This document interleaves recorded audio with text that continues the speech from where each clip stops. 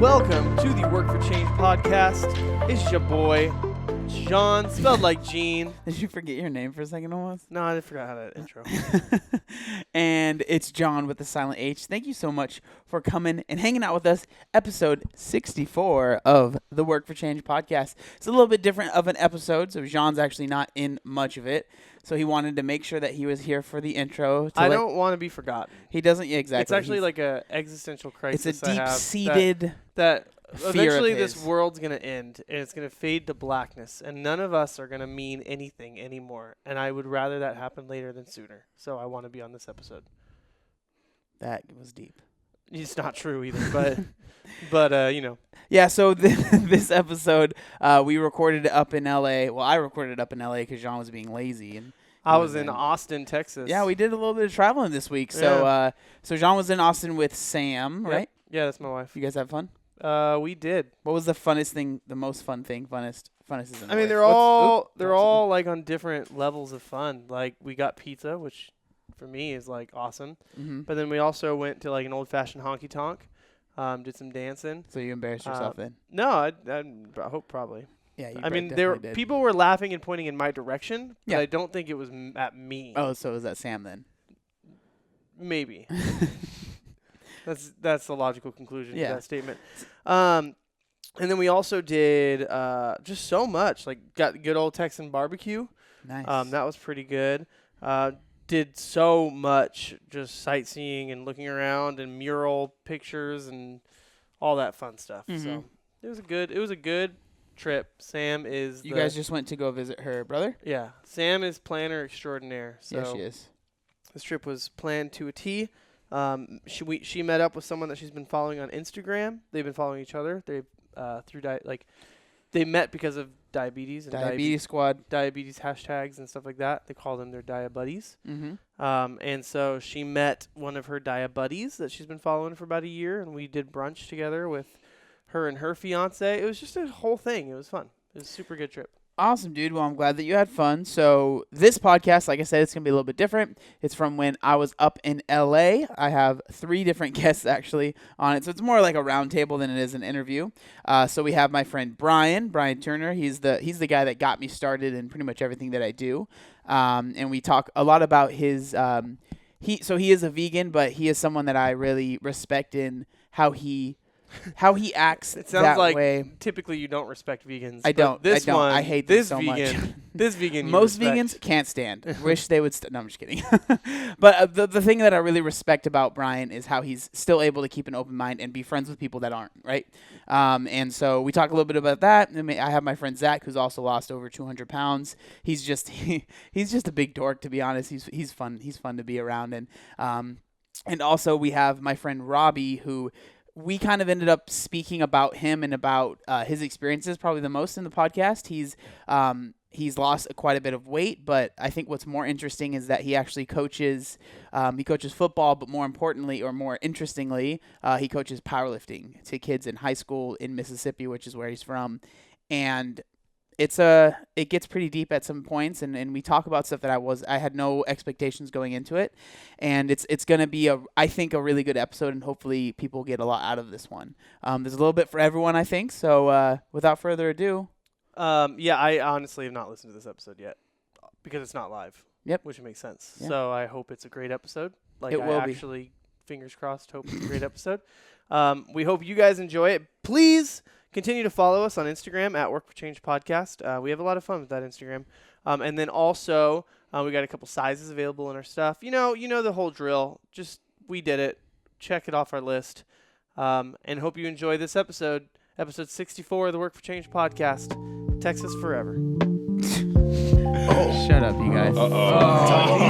Did it spill? No, waste not, want not. It did spill. You can't. It did spill, but you can't tell. No, it didn't. Just a little bit. It did spill a little bit. Oh, man. All right. So we are here in LA, in the the LA house, is that what we're gonna call it? Yeah, we can call it the LA house. The LA Fit house. LA Fit House. So we're all here chilling. So this is something that Brian kind of started, right? Like I would say you probably started this way back in the day. Yeah, the house. Yeah, the LA house. So we did what we used to call the YouTube house, and that was like an intentional thing that we did, and it happened to kind of start to happen around the LA Fit Expo. And then it's kind of just it's been a yearly thing, right? The past, was it 4 years? Coming up on season 5 in June. Yeah. But then I went vegan, and then I changed the whole house to vegan, and then I wanted to still have the homies. So then we just made another house that's just the LA Fit Expo house. So you're here for a whole month. Yeah. So I've been here for a week, and then this is for a week, and then I'm here for 2 more weeks over in Venice with John Venus and Derek Simnet, which are just like the only other 2 vegan bodybuilders on YouTube doing vlogs and stuff. Yeah. Nice. Yeah, it's pretty sweet. Venice Gold's, the gym is like, it's pretty hardcore. Like Yeah. you and me, we just look like little babies in there. Oh yeah, I've been there once. I kept my shirt on. Yeah, okay. Come on. I just cover mine. I just tuck mine in. He just went with the full hoodie on. And yeah. like, he had a Now, where am I- snowsuit. He had a Go snowsuit on. anywhere else, I feel so confident. So who do you like hanging out with more, Brian? Us or them? Yeah. It's a different time. Like it's just a different. Yeah, but which one's better? So I've known all you guys for longer. So it's like Right. OG friends of mine. But I have more common ground with them in terms of my lifestyle. Exactly. Right, yeah. right. Yeah, So you know that what I mean? is- So like the way I eat and the way I shop, the way I do things on a regular day-to-day basis is more aligned with them. Right. More synergistic. Okay, so I have a question, and we've kind of talked about it. I mean, obviously, we've talked about a ton of stuff this week. So with you being vegan, and like me and you were friends before that happened, right? And even Zach, right? You guys, you knew Brian before? No, I didn't know. As long as I've known Brian, he's been vegan. Okay. Yeah. Okay, so, but it's interesting to me because you're able to stay with us, right? I would say half the people in the house aren't vegan, half are. Yeah. And you can hang out with us, and it never feels like there's any animosity. It never feels like there's any like weirdness, like really at all. And like, I think that it's interesting that that's like that. And me knowing you for so long, it makes complete sense. Right. But I'm curious, like, why do you think that is with you in particular? Like, why you're able to just like not be this person that makes other people feel bad if they want to eat meat or like whatever, right? Because like the first thing that comes to my mind is raw meat. Yeah, I was in there like, I was like, God, man, I hope it's okay. I try to put everything in a separate sink. Y'all see what I did? I had everything in one sink. I moved the dishes to the other sink. I was like, God, I hope he doesn't have to use this strainer. I put this chicken in. So when Robbie, the first thing he did when he got to the house was he cooked about 10 pounds of No chicken. exaggeration. just straight up. So like, I could imagine that being a problem with someone else. And again, like if that's fine, but it's like for you, it seems to be something you can handle. I'm just kind of curious. Yeah, no, totally. Well, whenever you do something that's ethical, right? Like if you have an ethical opinion on any subject, it's an easy thing to get wrapped up in emotionally, right? Right. But like politics or whatever, like you're not going to do anything by being emotional. You're just going to get wrapped up in it. But nobody's going to change their opinion because of it. So you're just going to be like, you're going to go the opposite way of the flow. You know what I mean? It's like sandpaper. It's true. So I think it's just like, I don't know. I wasn't vegan my whole life. I've only been vegan for 4 years. So it's not like I don't know what it's like to eat meat and dairy and all that kind of stuff. It's not like I'm like, what is that? Like, how could you? It's not a foreign concept to you. Right, yeah. So I don't know. But I'm also just very agreeable, right? So I feel like for me, the most people that have actually changed to going into a plant-based diet or even like thinking about it or looking into it more have done it because they just like kind of follow the leader thing. I'm not like making a point. I'm not like telling you that you're doing something wrong. Here's why you should do it this way. I'm just like, I just do it this way. And then people are like, well, that's weird. You can keep muscle or you can gain muscle by just eating those things. And then they hear about some documentary or something like that. And then it kind of opens them up to it. And they're like, well, that guy has muscle, which is the only reason I eat so much meat. And then I heard about this health benefit, or like my dad has this heart problem, and then I found out that this guy reverses heart problems with veganism, stuff like that. So I don't know. But you also know me for a long time, so that's what you were saying. But like I'm like Zach. I really like people. Yeah. So I see there's no reason to change the friendships that I've had for a long time just because I went vegan. And that's the problem with a lot of vegan people is they lose their friends from before they were.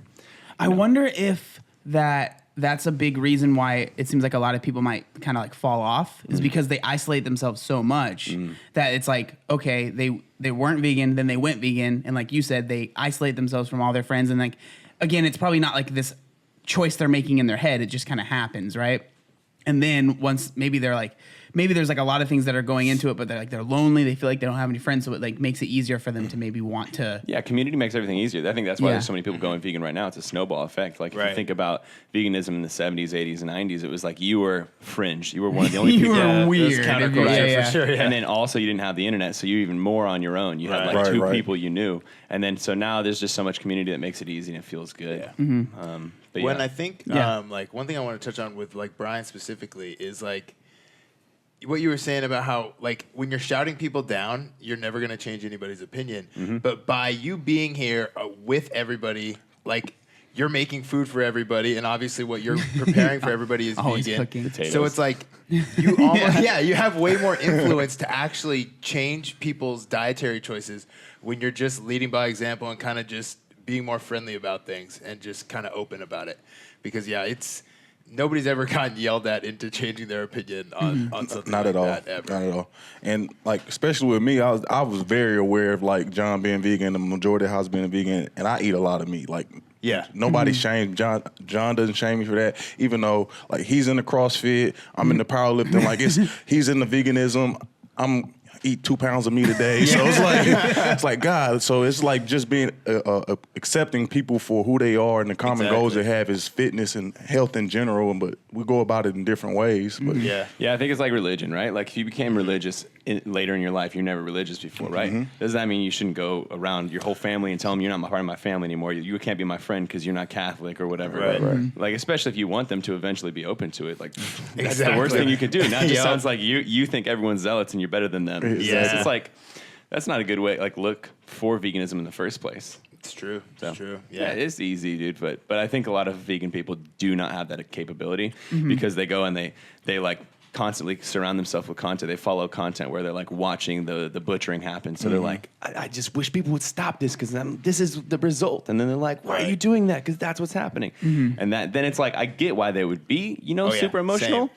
But it's just there's just no way to interact with people on a real like day-to-day life. Yeah, exactly. Yeah. Yeah, like for me, like what I was saying, I get why someone would feel that way, but I think that with you finding the way that you do things, and I mean, honestly, I feel like it's a very natural thing for you. It's like, it seemed to work really well, and it seemed to, like, your relationships have stayed very consistent. The friends that you had before, even the friends that aren't YouTubers, right? The people that you knew in high school that you still go on camping trips with and stuff like that. You're still friends with them. Yeah. And I think that's really valuable. Like, not even just like taking away the veganism thing, but like a lot of people when they're wanting to lose weight, right? Yeah.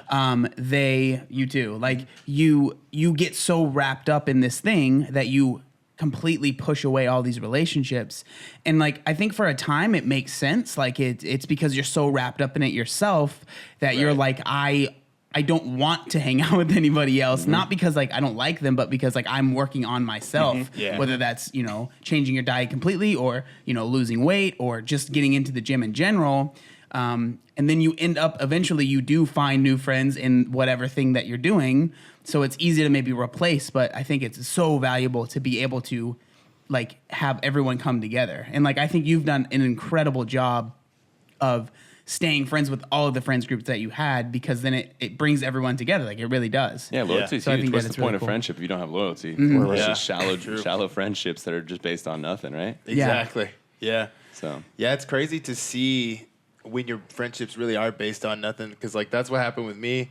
I used to party all the time, and then when I decided I was going to lose weight and get healthier, it was like, well, I'm not going to the bars anymore. I'm not going to the house parties anymore. I'm not buying drugs anymore. And then all of a sudden, I'm like, oh, so nobody's hitting me up anymore. Gotcha. So okay, literally, like I see how it was. contextual friendships, right? Yeah. You're only friends because you're in the context of partying at the same time or being geographically close or something like that. Yep. So then when things shift and change, those aren't really your friends. They Exactly. really weren't ever your friends. And Yeah, I think I know. that's another good thing to say though, because I think that's okay. Like, you know what I mean? yeah. Like if that happens, like it's okay if you had some of those people fall off. Obviously it's not ideal, and like you'd love all your relationships and all your friendships to be really lifelong bonds. Right, But it's like right. if you start to realize, what did we actually have in common? Yeah. And me and you, like me and Brian, right? I feel like we have a lot in common, not just the fact that I don't know, before like to eat meat, I guess. I don't know. Like, Both used to slam chicken.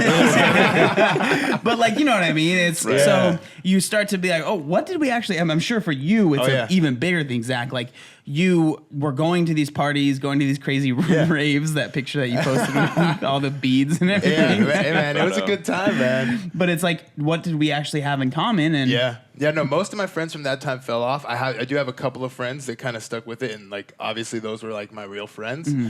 But yeah, I mean, honestly, a lot of my friends, the common denominator was that we did the same drugs. Like that was it, you know. And it's crazy. I mean, obviously, it's like good riddance to those people, but it is shocking to see that like, oh, okay, so changing one thing about my life could actually alienate a lot of people that I thought were my friends. And it's interesting to see. And I think it happens even with just weight loss in general of, you know, you're not going to want to go out to the bars as much. You're not going to want to be going out to eat as much. And sometimes it does alienate people. Mm-hmm. So it's interesting to see who's actually there for you when you're trying to better yourself and who's just wants to be around when like you're almost just being self-destructive around them. And that's the only time they just want to be self-destructive with you, you know? Mm-hmm. Yeah, I think like a lot of times it's like perspective of like you talk about situations and certain friends being. My mom used to say this, like people come in your life for a reason and some come in your life for a season. Like some people are designed to push you towards something else, and maybe y'all just grow apart from just life experiences. But like you can always learn from different. Like I learned a lot from Brian while I'm here. Like just veganism, like him being able to eat and go out. And I'm like thinking like, man, if you're a vegan, there's so much stuff you got to stay away from. You can't be in certain restaurants. Like he finds stuff to eat everywhere. He's always cooking food. It's like, I'm thinking he's eating the same thing. It's boring. But he made a pizza last night. And I was like, dang, Brian, that looks pretty good. Right? You know what I'm saying? Like, so like just getting acceptance of like people and their lifestyle. I think a lot of times where people want to be accepted, even if like you say it's CrossFit or it's veganism, and a lot of times that becomes a cult following because that's who accepts them. Mm-hmm. Right. Yeah. Yeah, that makes a lot of sense that it's like you feel so deeply about it because that is like the first time you have felt accepted and like you belonged. And so, yeah, it's real easy to get like to latch onto that, like, oh, that's who I am. That's now. exactly right. Yeah, well, what you're saying is important too. Like, you can learn something from everybody. Even people you hate or think you hate, or people that hate you. You can learn something from everybody. Mm-hmm. But I think we're so deeply rooted. Well, a lot of times when you get emotionally deeply rooted in your community or whatever it is that you ethically believe or you value or whatever, then you think everything else is wrong, and so you can't learn from anybody when you think that you know everything. That's true. Yeah. Yeah, it's definitely interesting. Okay, so I want to switch the topic. I don't want to only. I feel like we're like, all right, Brian, talk about why you're vegan right now. I don't want to turn it into that. Jeez. But okay, so Robbie, he cares. This is something that I really wanted to talk about. So this podcast originally was just going to be us, but then everyone was here, and I was like, well, why not have everyone on the podcast? But so with you work at a school, correct? Correct. And you're a health you're a health teacher, and you're a powerlifting coach, correct? Yep. Okay. Can you tell me some of the numbers of the kids? It's insane. It's in some of the high numbers that come to your head of the kids that you're coaching right now. Well, the ones I'm coaching right now is I have a kid like he's probably gonna go down as probably the strongest lifter in the state of Mississippi. Like history, probably if I take him to Worlds, he probably can win Worlds. Wow. At 132 pounds, he squatted 525 for 2. Yeah, he just sent me a video. You see me checking in, my lifter's checking in with me. He just sent me a video. He deadlifted 535 for 1. Wow. And he benched with a pause 225. And he's 132 pounds. Like that's a small person. How old is he? He's 16. Dang. But it's like some of those kids, like you talk about like culture, like when you're around someone that's doing something remarkable like that, like next thing you want to do is I want to be that strong. Yeah. If he can do that, why can't I do that? So it gives you like inspiration, and it gives you drive and motivation to do those things. So a lot of kids say I inspire them to do those things, but just being around those kids, they keep me on my toes. Oh, to I be bet, honest. man. Yeah. I bet you can't let them get stronger than you, man. Even though I'm not gonna tell them, some of them like they are stronger. Yeah. They just don't know it. They just don't know it. That's too funny. How come we never see Coach Robbie working out with us? I go to school, I have to coach He's in the corner, he's in the corner just crying a little bit. Like after school, like I can't I can't lift and coach at the same time. So I just But truly, that actually is a good rule to have. Yeah. So I'm curious, like, how did you get into doing that? Like, how did you get into coaching powerlifting? Okay, so I played football in college and high school, and I got an athletic scholarship to play football. I was a powerlifter in high school, and then I've always been athletic, and then I had a couple knee injuries, and depression set in after you realize like you're not going to play football, or your passion is taken away from something. Like you kind of get down mentally, and so that's where my weight loss actually. That's my weight gain actually began. And I gained like 80, 90 pounds in a year and a half, 2 years. Wow. And so I kind of got back into coaching and lifting because I had to revisit who I was, because I got lost in the fact that like I wasn't able to do what I used to do because of an injury. Right. So after I realized like it's still in you, like at the end of the day, everybody in here is a remarkable person if they set their minds to it. But a lot of times we lose sight on that because of a situation. Yeah. Mm-hmm.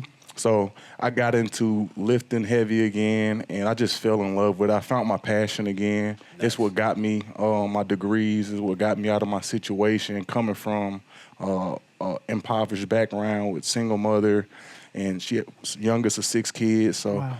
like, I used that to fuel who I became and inspire the kids that are like me, from the same situation that I'm from, the same area I'm from, and I just fell in love with it. And I think the kids can understand my passion for it.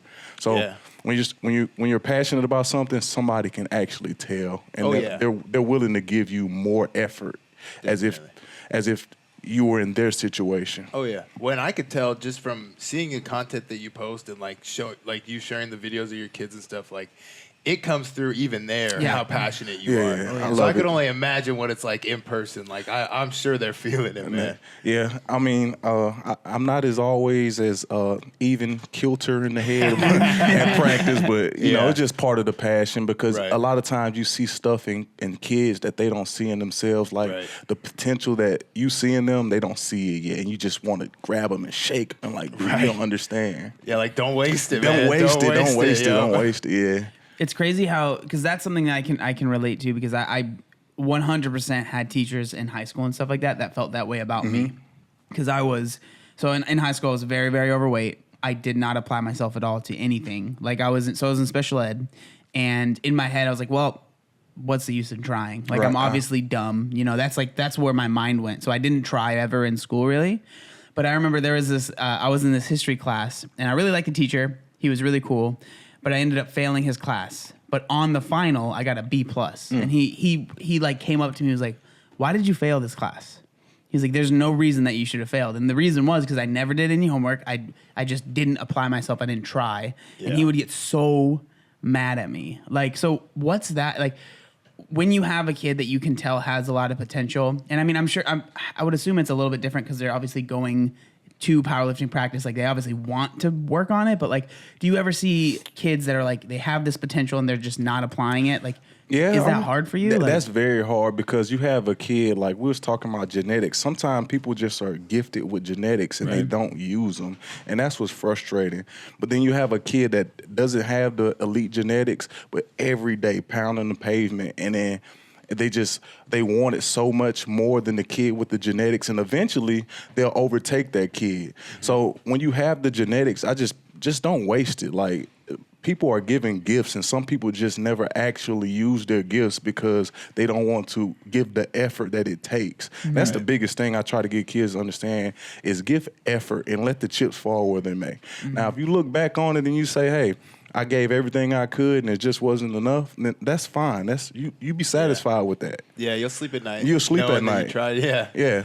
So that's the biggest part, getting the kid, even if, like, you talking about they want to live, a lot of kids just want to be a part of something. They want to be accepted in high school. Yeah. So they're trying to find their way, and you can help them find their way. I have a kid that he was wanted to play basketball. He wanted to do something else. and he just couldn't find it. And I had talked to him, and I told him, just give it a shot, man. Just give it a shot. So he probably grew from 155 pounds to like 187 in two and a half years.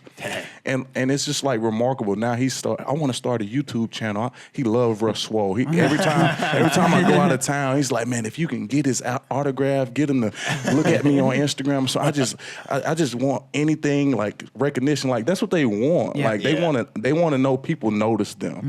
And a lot of times they do it in the wrong way. I just try to give them a positive way to do Yeah, that's amazing, man.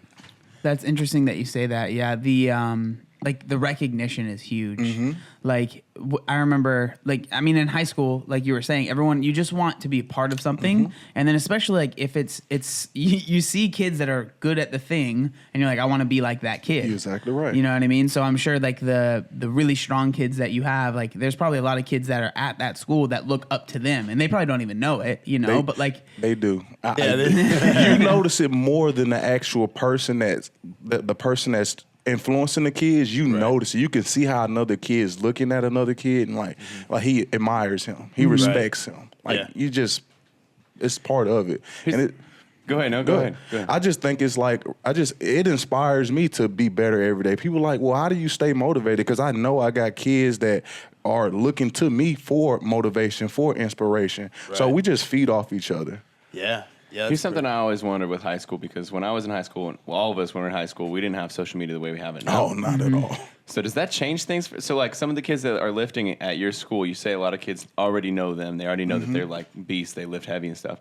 Do they have like Instagrams, and the other kids who are in this high school are following them and seeing what they're doing? And does that affect them? Do you see ego build in any of them? Any of that kind of stuff? Well, not most of the time, because I very seldom let them like do stuff for immediate gratification. Powerlifting is, it's not going to be immediate. Like you're gonna have to put the work in. It takes time. Yeah. So I very seldom let them like post their lifts. I'll post it, and they'll and I'll give them a shout out. They like that because. Right. I don't have much of a following, but I have a lot more than they do. I have a lot bigger following than they do, and Right. and coming from a small town like me and you come talked from about a really small town. Because I'm from a small town, and I always say I'm from a small town, but it's nothing compared to you, man. Small town Mississippi and small town different other states is like way different. Yeah. Exactly. So I just like I want them to understand like where you are and where you reside doesn't have to be your mentality. Like you can be outside of Mississippi. You can get to like be astonishing in whatever you choose to be in. Like whether it's academics, whether it's football, whether it's powerlifting, like but you have to put the work in and give effort. And that's the biggest thing. Like if you give effort and you're consistent, like the rewards will come. Oh, definitely. I'll jump off the topic pretty soon here, but it's just fascinating to me so much. Like kids having social media, being around other kids who are the same age. Is there anybody who has clearly had the highest following? Is that like a social, like, do they measure yeah, themselves you know what I mean? with But that? you know what's crazy is I can't actually answer that because as a teacher, no, they won't. Like my kids can follow me, but I'm not allowed to follow my kids. Okay. Right. It's just like it's a contract that you Right, sign. right, yeah, And yeah. It's like Makes sense. abuse of power, like because they don't want you messaging back and forth Right, with the yeah. kid. So That makes sense. yeah, But I always thought about it like this. Like imagine Russ Swole was 17 and he has like 200-something thousand followers at that time, right? And then he's lifting, but just with a bunch of other kids his age, maybe some of them are stronger than him and whatever, but he's the famous one. Right. You know what I mean? And so like you're like, oh, I want to deadlift with Russ Swole today because he's going to shout me on a story. But I'm And the that'd be famous one. That's right. So it's like let's do something remarkable. Like I'll pull my phone out every now and again while we're in the weight room, okay. whether it be football or powerlifting, and you could tell the see kids people like, puff up? he coming to get me today. I'm gonna be on there today. It's like That's so awesome. it man. is, man. That's incredible. I'm glad I can inspire them to be Yeah. better. and It can stuff be like a that. good tool, like what you're Yeah, saying. yeah, It can yeah. inspire them to be like, oh, I'm picking it up because he's got the phone out. You better, Yeah. and they know I'm not finna put it out there if it's not legit. Like that's one big. That's my cool. mom If your always form tell looks me- trash, I'm Yeah. not putting it on my story. My mom always told me, boy, you better not go at this house and embarrass me. So I pride myself on teaching the kid the right way and then actually seeing them progress into the point where you're proud by putting them out there because you wanna know show as a them off. coach, like that's how you're supposed to do it. Yeah.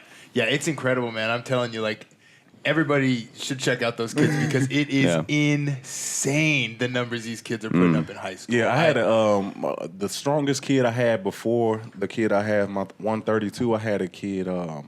He actually went and played at South Alabama, and he squatted 820 pounds, and he only weighed 255. Wow. Whoa. Yeah. And I took him to a meet like. Just because he wants to get back into lifting, so I took him to a meet like right after football season. I mean, we hadn't peaked him or anything. He just wanted to see where his numbers was at. He went in there. He still squat 700, benched I think it was 395 with a pause, and then deadlifted 700. That is insane. Not even peaked or nothing. Nothing, Just like, yeah, I'll just come off football just season. like it's a gym workout, man. That's insane. Yeah, it's remarkable. I'm not even gonna lie. It impresses me sometimes. I bet, man. And then to just think too, like, too, if they stick with it until they're like 30, that they would just be insane. Yeah. Some of the best in the world. Oh, yeah. Some of the best in the world, without a doubt. And you know what's crazy? Richard Hawthorne, he's from Mississippi. You know, Ray Williams from Mississippi. Okay, yeah. All right. So those were at the time two of the strongest people in their genre, and they're from Mississippi. So a lot of kids like, well, Ray Williams is from I think Itabena, that's where he coaches at. And then Richard Hawthorne is right there from St. Martin. It's like 20 minutes away from where we from. He has a gym down there. Nice. And he was sponsored by Animal, the Ant, and the kids like, I'm gonna be stronger than Richard. That's awesome, man. Right? That's cool. Well, That's and so cool. it's cool to see the kids have those aspirations. Yeah. I think because, like you said, growing up in a small town, but I mean, I try and relate things to me. Like, how can I relate to that? And like, for me, I grew up in a very, very poor family. So like, my aspirations were very low, right, for myself. And so like, having them being able to see you, like you said, it's not like you have the biggest following, but Not at all. you do have some following, right? Like, you have reach outside of, like, we were having that conversation. You said like the fact that you're in LA, some of the kids have literally never been out of their town that has like 30,000 people in it. Never been or out. not even that many people. Yeah, so like once you see somebody that you know that's from the same area you from accomplish something, I'm not doing nothing major, but you could take what I'm doing and you can build on that. They always say, I'm gonna be like you, coach. No, be better than me. Like this is the way you can exceed. Like be way better than me. Like so I think a lot of times as adults, like, we don't empower our kids enough. We always so negative on them. Like, at the end of the day, you were a kid before. Like, we all make mistakes. Stop like, belittling kids and understanding we're going to make mistakes, and you need to be encouraging kids to do the right thing instead of telling them what to do all the time. Right. And it's like, you don't want to teach kids to be afraid to make mistakes You are either. exactly That's the right. worst, because then you won't do anything. You do what's safe. You do what's comfortable. You never leave that small town, you know? I tell you a story about a girl. I do girls and boys, and I just got a 9th grader. And it's, kids, they don't really math much because of computers and technology. I don't math. So I can do plate math. That's about it. I can do 45 play math. plus 45. I can do play math as well. But one thing I can do is add weights up really fast. So the kids, I got charts in my weight room. They're looking at the chart like 145 and the 10 is 155. I need to put that on. Come on, let's go. Like, come on, let's go. Look. So I had a girl, right, and she's probably 120 pounds, and she's never. This is how she determined how much weight she's lifting. She's been lifting for like 4 weeks. So she's like 5's up here, 10's up here, 25's down here, 35's down here, and 45's down here. All she knows is that this plate is the most I can do. So we worked up from 10's, 25's. She got all the way up to a 35. Is this on squat or on squat? Okay. Yeah, on squat. Back squat? Back squat. Okay. So she's like, Coach. 9th grade. 9th grade. Okay. So she's like, Coach, I can't do that. I put a 45 on that. Coach, I can't do a 45. It's too much. It's way too much. I said, babe, I wouldn't put it on there if I knew you couldn't do it. Right. So I put it on there, and she failed. And me and her had a heart-to-heart. I said, you don't trust me, do you? I said, because if you trust me, then you would know that I have faith in you to do this weight, or I wouldn't put it on there. So I said, okay, I'll take it off. So I put a 35 and a 10 on. She gets under there, does it twice. So I said, do you know what you just did? And she said, yeah, I can do a 35. I said, that was a 45. It just doesn't look the same. So you had to get a kid to believe in themselves. Yeah. And then once she found out that I wouldn't make her do something that I didn't know she was capable of, now she starts to trust me. Now, whatever I ask her to do, she'll do it. That's awesome, man. That's incredible. That's so hearing that, man, like that's what's so crazy about like being a coach and like the amount of, especially with kids, right? But even with adults, like even like, you know, coaches in CrossFit and stuff like that, like people are coming in there and if they really trust you, like the amount that you can like inspire them, but also like change their life is like insane. And I'm assuming like you said, where you grew up and where you're coaching, it's not the nicest neighborhood in the world. No. So a lot of these kids probably don't have many role models, right? Not at all. So they're looking at you as, you know, more than probably a coach at times, right? And I get it. That's why I love. I was one of those kids, like growing up with no father. Like it's stereotypical, but it is what it is. You grow up in poverty, and I tell people all the time, being in poverty in Mississippi is a little different. It's like poor, and then it's like poor. Like so I get it. Like most kids are on free or reduced lunch. They on Section 8, they're on food stamps. And I want them to see past that. Like, okay, I was there at one point, and now I have 2 degrees, even though my father wasn't there. I graduated high school without any like legal things happening to me. Like you don't have to run the streets to be cool. Like, and I think a lot of times when you're in a situation, it's easier to do the wrong thing than it is do the right thing. Yeah. So I just try to empower them to do the right thing. And when you do the right thing, good things happen to people. Exactly. I believe that. Oh, so. Definitely. That's awesome, man.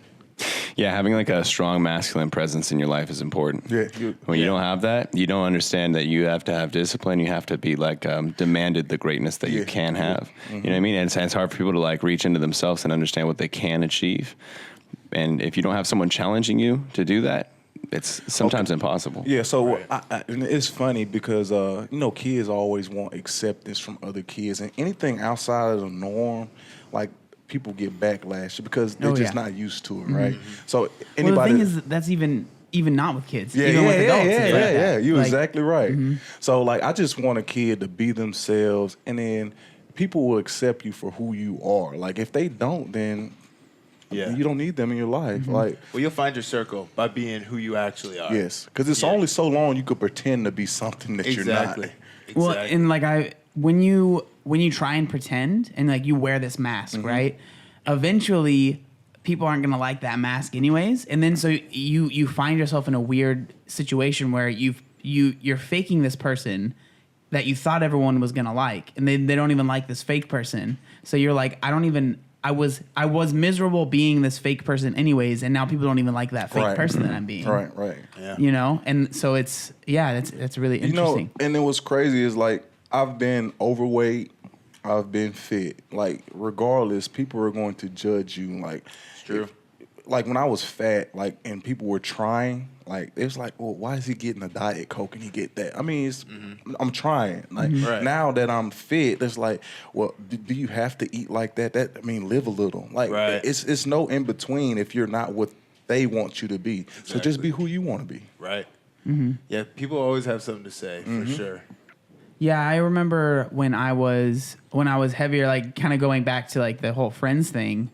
I remember that I definitely had I was really lucky that most of my friends and family were very supportive. Like I didn't have to deal with the people that were like, oh, you're trying to lose weight again. It was always like sweet. Like because I was getting so big that they were like the people that loved me and that were around me, they were getting scared. Right. Like they were like, something needs to happen. So whenever I would be like, I'm doing another diet, they were just like, cool, what is it? How can we help? Right. But there were some people that I realized they liked hanging around me because I was doing worse than they were. And it was almost like they felt better about themselves because they were, you know what I mean? They're doing better than me. I remember the craziest thing that had happened to me. I had a friend of mine that ended up, I think he got like really drunk one night. And this was after like things kind of started blowing up and I was getting a following, right? He messaged me and he was just so mad. about the fact that I hadn't like hung out with him in forever. But it was like we have nothing in common. Right, it was right. like I'm going to the gym, I'm doing all this stuff. Like what we did before was I sat in my room and watched Netflix and we would eat snacks. Like I don't want to, Right. you know what I mean? Like there's no reason for us to hang out.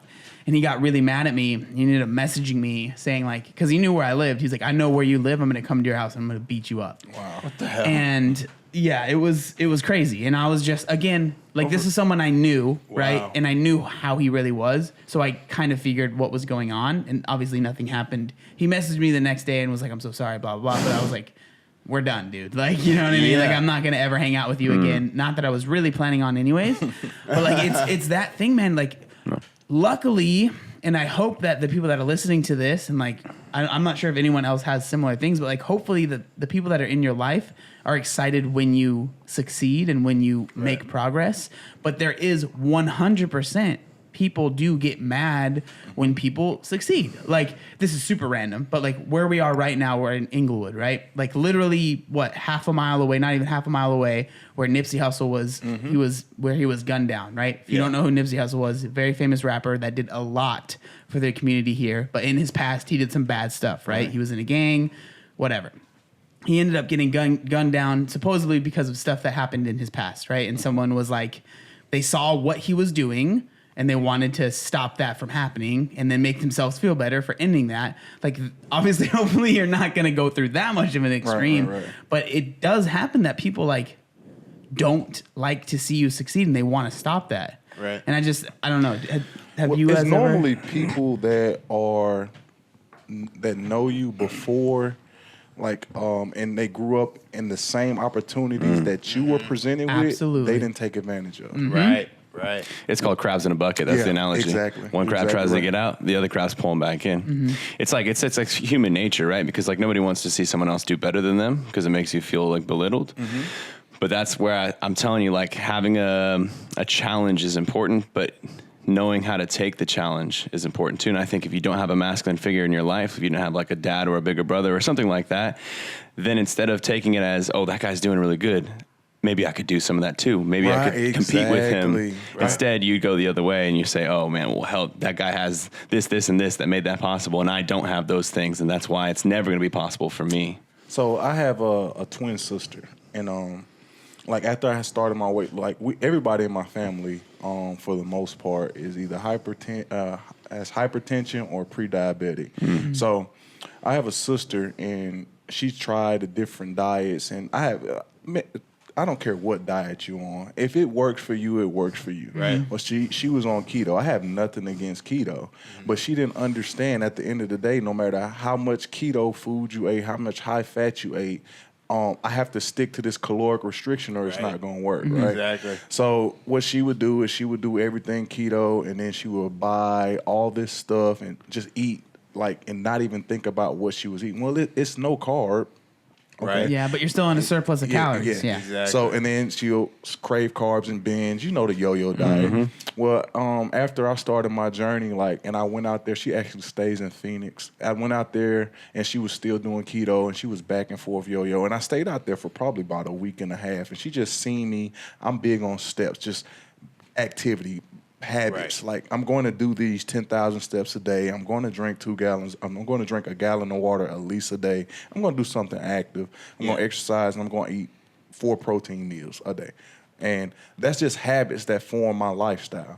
So she started implementing the same things, and she actually just lost 80 pounds. Now, she's lost 80 pounds, and she wasn't talking about like, well, keto is the way, I'm going to do this. She was accepting to the fact that my brother is doing it this way. Let me see what's working for him, and then I'm going to try to implement those things. Not, okay, well, I don't like the fact that you're doing that, Right. and I don't want to do that. Exactly. So just, I think a lot of times just accepting people and their lifestyle and their environment, whether it's veganism, whether it's powerlifting, whether it's being in a social economical status that's lower, and understanding there's ways to come from those things and be successful with diets, with lifestyle, with education. Like I think that's the biggest part, just giving effort in whatever you do. I'm big on effort, like, because at the end of the day, a high school coach, as much as we hear y'all in the stands and we saying, "Oh, he's a terrible coach."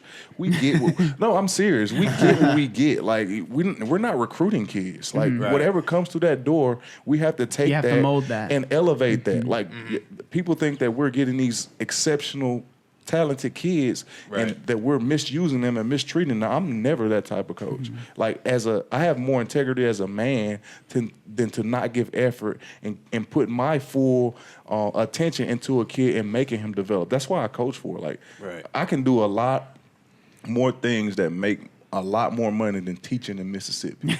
I'm being honest. Oh, yeah. Absolutely. If you don't just look at the pay scale. How much you get paid is like public knowledge. It's not a secret. Just look it up. Hey, I want y'all to do that. Just look up the pay scale for teachers in Mississippi with a master's degree. People are going to start a GoFundMe for that. I'm not going to turn it down. You make a lot more money on OnlyFans. But you're right. God, think about that real quick, Brian. Lucrative, man. Yeah, it's very lucrative. But I enjoy it. And the reason I enjoy it because I was that kid. Like and it just takes somebody to give you attention, give you effort, somebody you trust and believe in, and that you're willing to work for and work towards your goals with. That's the biggest thing, man. I think that's actually why like me and John make the content that we do too. Is like I know for me personally, I am constantly thinking of that, and I'm constantly reminded day after day. Well, and you coach people from. one-on-one. Yes. So like how many parallels do you feel? Like, you know what I mean? Hearing him talk about that, do you feel a lot of parallels with what you do with people? Oh, definitely. No, because that's the thing is I remember how lost I felt, how discouraged I felt. I remember thinking that there was no way I could ever do this on my own, that I was destined to be fat forever, that I was going to die from my obesity. And just like accepting that. Oh, yeah. No, like it was like I felt powerless. And so when I have a client tell me, I wouldn't have been able to do this without you, I remember that. And I'm like, I believe them too. And it's like there's no better feeling in the world than being able to know that you helped somebody out of that dark place. Yeah. And you gave them the confidence in themselves that they know that, okay, I can do this now. I'm not powerless against this. I actually, if I apply myself and put in the work and give it the effort, I can do whatever I want. You know, it's so crazy too how doing something like weight loss, especially when you're like morbidly obese, right. It gives you that power in yourself back where you're like, oh, this was something that I thought I could never do. And when you prove to yourself once that you can do something you really believe deep down that you would never do, it's like, oh, where else can I do that at? Yeah. I cannot believe how wrong I was about myself. Exactly. Like, you think you know yourself, and then like I was the same way. Like I literally had shirts that said "Born to be big" on them. You know, like I was very much so. I'm going to be obese the rest of my life. I'm going to die because of my obesity. Period. Exactly. And then the fact that I was able to get out of that, it's like that. It's like you're like, I don't know anything. Like not even about myself. I don't know anything. And so that's really interesting. It's funny hearing all this stuff. So for those of you guys that might not know, like me and Brian have been close for a while, but Brian was the reason that literally I started everything that I do now. Like he was basically like my life coach for a little bit without even, I think it just kind of happened. Like it was a friendship that he saw potential in, because like we met like right as I was losing pretty much all of my weight. It was like right towards the tail end of the main weight loss. And he was like, you need to make a YouTube channel. Because I already had the Instagram. It wasn't very big, but he was like, you need to make a YouTube channel. And I was like, dude, I want to. But again, it was like, but I don't have a camera. I don't know how to edit videos. I don't this. I don't that. I don't. It is intimidating. Yeah. It is intimidating, especially this was like 5 years ago too, when it felt a little bit less accessible. I don't know. Maybe it's just because I'm in it now. It seems like, it's way easier to start a YouTube channel now. Yeah. But like then I was like, I don't know anything. Like, and Brian literally made my first, I think, 3 videos. We filmed like 3 of them in just the span of an afternoon, and it was just me like kind of talking. And then he was like, all right, you're gonna take your iPhone, you're gonna make a full day of eating video, right? And like he was the thing that like made Obese to Beast a thing. Really, it really was.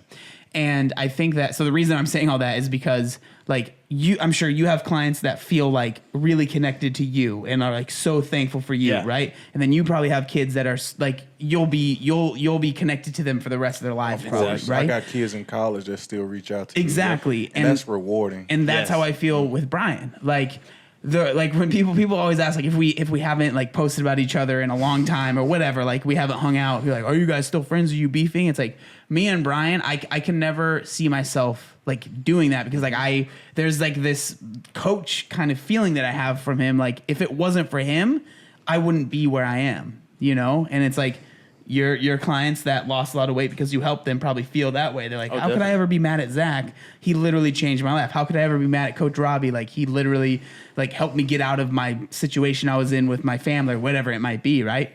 Like that's how I feel about Brian. It's just funny. It was just something that started like turning in my head as you guys were talking. I was like that because I've always wondered like me and Brian like I feel like there's something more than like oh we're just friends. Like it was something more than that. Just like, but like, as I said that, I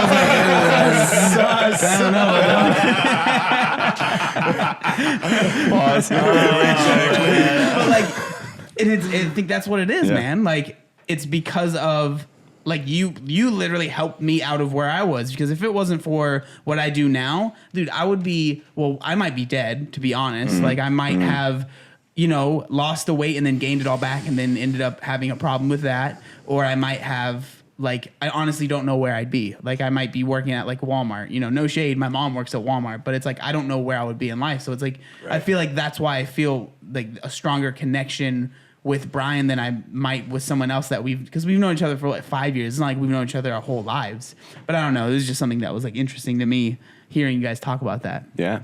Man, you pay it forward. I think energy is like a thing that you give out and it comes back to you in the same form you gave it out. Right. Mm-hmm. And like he was saying, you know, it's like there's nothing more rewarding than helping people and feeling that appreciation come back and seeing them elevate themselves because of something that you did. Yep. And then what you guys were going on earlier about saying, you were saying it, basically like when you have been through something, you can help somebody so much more than somebody. So if two people have the same knowledge, the person who's been through the thing can help that person a lot more that they're trying to help than the person who has the knowledge but has never been through it. Right. And because it's not just knowledge, you know, especially just to relate it to weight loss. Yeah. Everybody knows. Mm-hmm. You know that you shouldn't be eating crap. You know that you should exercise. So that's obviously not the issue. Right. You know, it's the application, it's the behaviors, it's dealing with the mental stuff that you've been through. You know what's going on in their head. So you have this perspective that somebody with all the knowledge of science or whatever, they can't get into that. And maybe they could, but I don't know if there's the information out there if somebody wrote down a book or something of like the mindset of obesity, but it definitely does lend you a different perspective, and it also makes it that much more rewarding when you help someone because you know how much it means to them. Especially if it's something that you have suffered through. I feel like it's a lot more visceral, right? Mm-hmm. So like for me, the whole reason any of this happened was because I had acne, like YouTube and all that kind of stuff. Is I had really severe acne, and I was the weird kid at school who was homeschooled. Nobody liked me. I was really trying my hardest to get people to like me. They didn't like me, and everyone made fun of me, that kind of thing. And I slowly like got myself out of that. And there was definitely like a couple people along the way that reached out and they were like, hey, you're that kid that has no friends. I have all the friends. You know, I went to middle school with these people. You're clearly that kid who has no friends.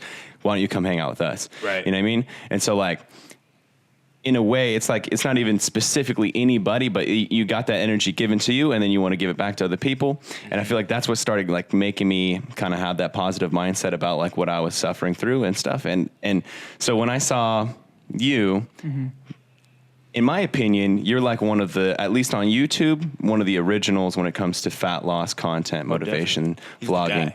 Right. Yeah. It's like, I used to follow him. Right. He doesn't not anymore. Come on now. You got me. But no, for real though, like the first personal one, because clearly there was like the whole like, you know, Jenny Craig and Biggest Loser stuff. Yeah. But the first one that was like vlogging and that kind of stuff. And so for me, I felt like, the reason I wanted to get you to start doing stuff is just because I have the knowledge that you have now when it comes to fat loss, weight loss, and I could put out as much content in the world as I could, and I wouldn't be able to reach people as viscerally as you could. True. And so like that's what I've been able to do with my acne content. And by that time, when you started YouTube, I had already done a lot of content about acne, and the messages that I was getting from people were so deep, and it was helping them sit exactly the same talk that you guys are talking, just like two different worlds, same problems though. It feel seriously dark. is crazy how similar they are. Like Depressed, cystic alone. acne and obesity, it's like there's a lot of similarities. You feel like it's an unending hole you'll never get out of, and you feel like your life is hopeless, right? You start to hate yourself, and you accept it. Yeah, and you have, in your opinion, you have nothing you can do to change it, your mindset or your actual problem. It's terrible, man. So that's why for me it felt so important to get you to start doing it, is because like by me helping you, I could help a lot of people that I wanted to help but I couldn't help, and that's the whole reason that it felt like so good to do it. So like what you're saying, man, like you pay it forward, and then it's so rewarding when you see it like changing. I know like the indirect, it's not necessarily with powerlifting. Like I coach football as well. I had one of my players. You talking about Walmart, and that made me think of this situation because like probably like a month or so ago, I had one of my former football players. I was at Walmart getting all my chicken. I was getting all my chicken. Get a sack of potatoes for me. So all of a sudden, a truck swoops on in me, and I was like, "Man, who is this?" And I hadn't seen the kid in probably a couple months, maybe a year or so, and he was like, "Coach Brown," I said, "Hey, what's going on?" I'm not gonna say his name. I said, "Hey, what's going on?" He's like, "I seen you in Walmart. I couldn't catch up with you. I didn't want to run you down, but I seen you go to your truck, so I just wanted to come over here and I wanted to thank you." And he's in the military. He got his outfit on, and he's like, "You don't understand like how hard you were on me, and you prepared me for life outside of high school." He's like, "You always told me like nothing is gonna be given to you." And he went to the military. He said that mindset you instilled in me. You know how many days I wanted to quit boot camp. He was like, the stuff that you taught me, and you were so hard on me. He was like, that is what pushed me through it. And he was like, you might not know it, but you made me a better man. He had tears in his eyes, and I was like, man, get away from me before you make me cry. But that stuff like that, and he's a white kid. He's married, has a child, military, and I'm like, man, that's amazing. He was like, you don't know how much you inspired me. And I said, I'm glad that you did something because he had a child in high school. Right. And so many people have children in high school and they let that be game over. Let that be game over. Yep. And now he's doing something. He was like, it was many nights that I wanted to give up hope. And he's like, just the stuff that you taught me, it prepared me for life outside of high school. I was like, that's awesome. And we talk about the obese mentality. If you can get yourself to a different mindset than the obese mentality, then you're going to be a great person. Like just in every aspect of your life, just not fitness. Yeah, you really don't like understand how big having like being a figure in someone's life or being a big brother or a mentor, you don't realize how important that is for people. Like when you do it, you're just doing it out of goodness of your heart. You just feel like it's good that day, and the next day it's good again, and that week it's good. Never done the things I did. I never would have done that for that recognition he gave. Yeah, you weren't like in 5 years, this kid is gonna come up to me with tears in his eyes. Like no, yeah, like that's awesome, man. That's why I coach. Like exactly what I'm saying though. Like you're just doing it because you want to see him do better tomorrow, but you're not thinking about 18 years from now. But I think that's what people underestimate is like what you do right now for other people can change their lives and change like a ripple effect, hundreds of other people's lives that they'll be able to touch. And so it's like, I feel like if you can do anything to help anybody around you, you should do it. Yeah. Because it's not that much extra effort for you and it feels good. All. It's rewarding like crazy. And that's not why you do it. But man, it's like the biggest euphoria endorphin rush ever when you see someone elevate their life because of you. But for them, it's even 10 times more rewarding. Right.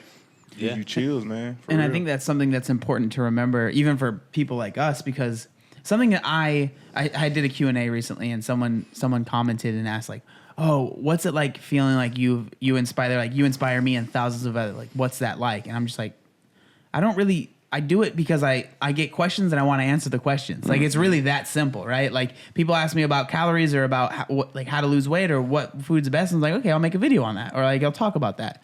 I don't think I'm setting out to inspire thousands of other people, but I think it's good to take a step back and like, you know, it's good to be humble, but at the same time, it's good to understand like what you're doing. I think all of us and, you know, people that are listening to this, you can do this in your small circle, right? Like you can inspire others, even if you were trying to lose weight, you 100% can and will inspire people around you. Oh, yeah. Without a doubt. And it's not even like with weight loss. It can be anything that you do, even being a better person, even, you know, like taking care of your finances, whatever it might be. Like, you can inspire the people around you. And honestly, usually, like, the people around you are who you're going to inspire the most. Like, I can inspire people on social media, but it's not like if there was someone right next to me, I'm obviously going to be able to do more for that person. Right. You know, and I think it's important for us to take a step back, and for everyone, like, your actions 1,000% affect the people around you. Yeah, it ripples out too. It really does, man. And it's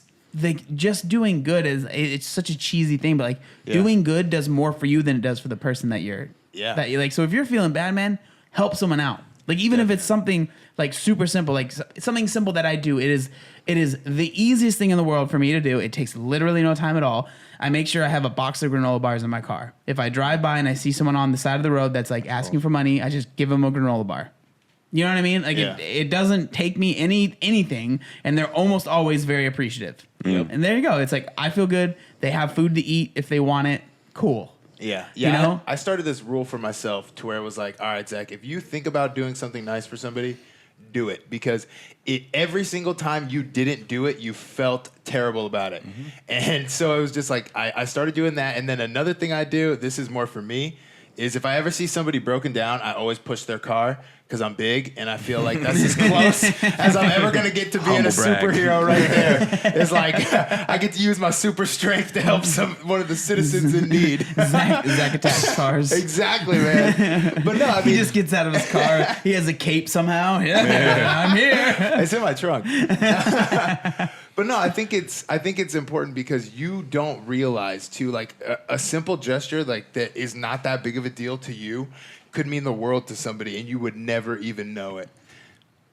Yeah, well, even just taking care of yourself, you know what I mean? Yeah. Like literally not doing anything for anybody or anything like that, but just not letting yourself degenerate. And if your whole family, like you guys been saying, like a lot of times you get trapped in like that bucket. If your whole family has like eating problems and you all have like, you know, it's just known that everyone gets diabetes and has problems and goes to the hospital and gets medicine. Right. You're the first one who changes that. You didn't have to talk to any of them about that. They just saw it and they go, oh, wait, you got off your medicine. What'd you do? And then it inspires them and stuff. So I think It's like taking you care with your dad. Yeah, good point. Yeah, that's cool. So this will be the end of the podcast. Okay, yeah. I think that is such a cool story to end on. So Yeah. could you tell a story about your dad? Yeah, so my dad, he was 380 pounds. I think that was his heaviest, but like that's the heaviest I remember. So, and he's maybe like 6 foot. So he's a pretty big dude. He's a big guy. Yeah, big guy.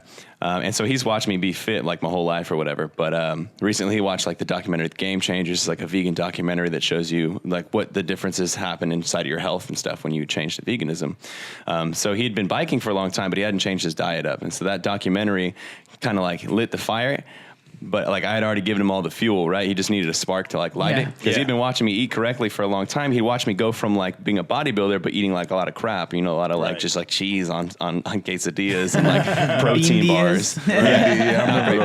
And so then he like saw me eating whole foods and stuff and getting healthier and healthier and just learning how to cook more and enjoying myself and stuff. And so then he saw his Game Changers. Then he started talking to me about it. He said, okay, I want to finally lose the weight for real. And I also want to change to veganism, because I know his health history isn't great and stuff. And he doesn't want to like have like atherosclerosis and blood pressure problems and stuff like that. So he's like, well, it looks like it's for sure not that hard to do based off the documentary. And I've been watching you do it for a long time. Right. And so then he's just like, can you help me do it? And so then I was just like, well, let's just change out one meal. Let's change out dinner.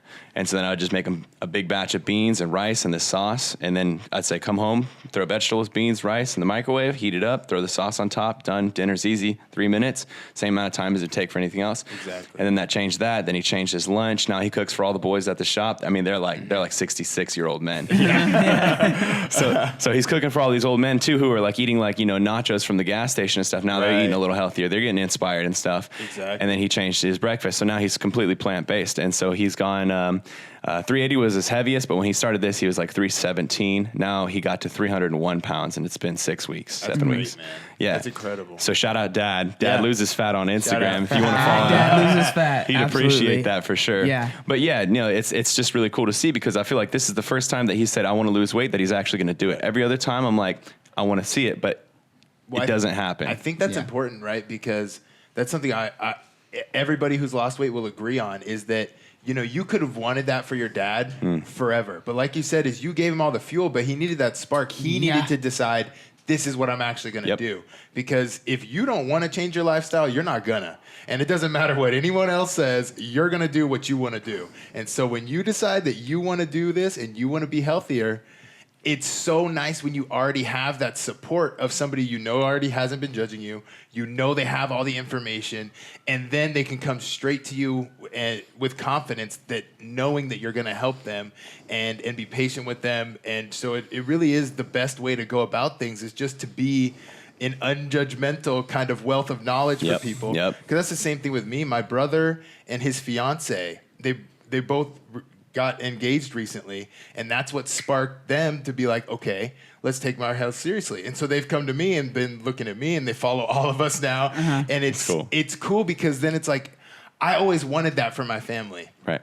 But you can't want it enough for them. And it's cool to see it finally come around and see it come full circle and be like, oh, okay, I was rubbing off on them even though I didn't know. Yeah. Just by leading by example. Yeah. Exactly. Because there's nothing I want more than him not to die early. Exactly. Right. You're exactly right. But I could say that a million times and I could change anything. I've tried a million times. Exactly. But now he doesn't want him to die because he wants to be around us for longer. And so that's like, it feels good, bro. It feels good. And then people think like you do it for superficial reasons, but that's actually the reason that you should do it. And that's the reason that I do it. It's like the same thing. You had that spark. Once I'm a Taurus, and I went to the doctor, and she's like, well, blood pressure runs your family, diabetes running your family, you're going to take this medicine for the rest of your life. Well, you tell a Taurus that, and they get their mind made up, and that same thing that you told me, I'm going to show you. Like that's what it's about. Now I showed you, now I'm going to show my family that they can do the same thing. There's being a good example is honestly the best like agent for change for especially the people in your immediate like circle, right? Especially in your like family. One of the questions I get the most, and it's like the question that I hate the most because I can't answer it, is like, how can I help XYZ lose weight? My dad, my mom, my fiance, whatever. It's like, you can't do anything for them. You can't make them do it, right? Because no matter how much you're there for them, they're eventually going to be alone, and they're going to go get that food that they shouldn't be eating, right? If they really don't want to do it for themselves. So it's like, be that good example, do what you can, and that's all that you can really do. Yeah, be non-judgmental exactly. too. That's a because huge that's thing. a big part, because then don't they'll be a feel know-it-all comfortable exactly coming to you for help. And you're not like proving a point to them or anything like that, because if that's how they feel about it, they're not going to want to come to you for help. They're going to feel like, and then they're going to feel like if they do come for you to help and then fail, you're going to be judging them, and it really doesn't facilitate the change that you want. It's really just being there like, hey, if you want help, I got you.